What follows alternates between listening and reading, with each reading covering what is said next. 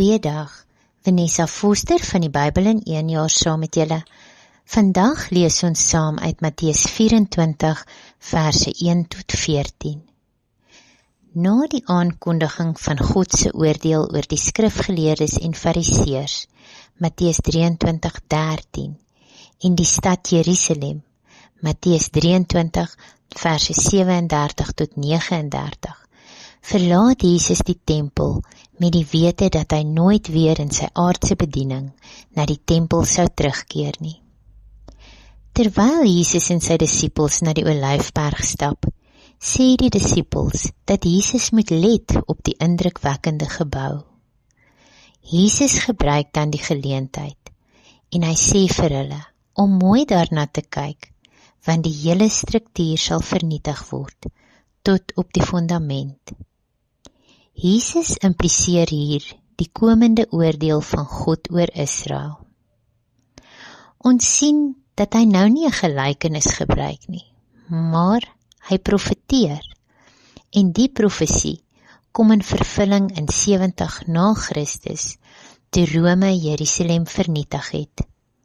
Honderde duisende Jode het gesterf en die tempel is verbrand.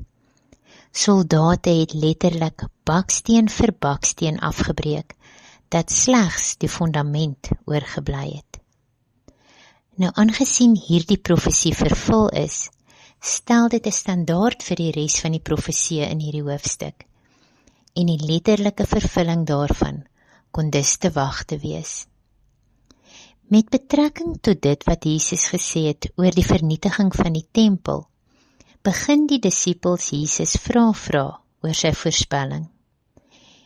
Jesus gebruik dan die geleentheid om hoop en vertroue in die disippels te bou, vir die toetsing wat al binnekort sou deurgaan.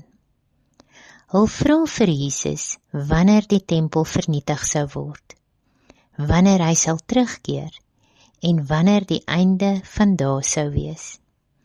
Nou heel moontlik het hulle gedink dat die vernietiging van die tempel en die volëindiging van die wêreld met mekaar verbind sou wees.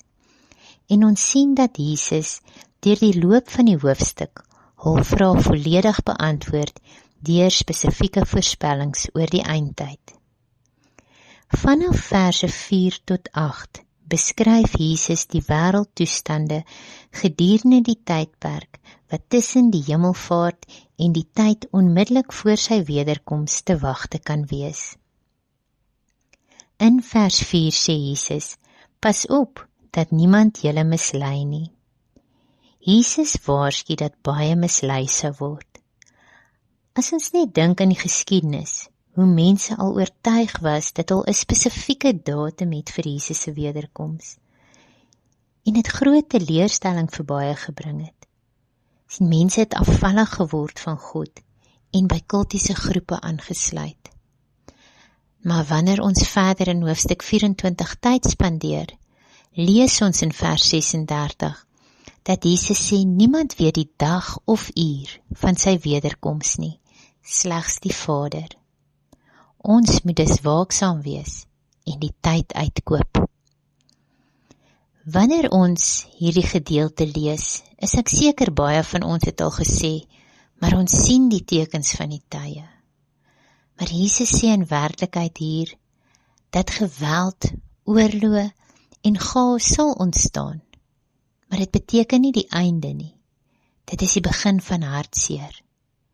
Dit kan ook vergelyk word met 'n vrou wat geboorte gaan skenk. Net soos wat die kontraksies lig is in die begin en al hoe erger raak, so sal dit wees voor die wederkoms van Christus. In verse 9 tot 14 kry ons 'n beskrywing van wat die volgelinge van Christus te wagte kan wees in die tyd voor die wederkoms.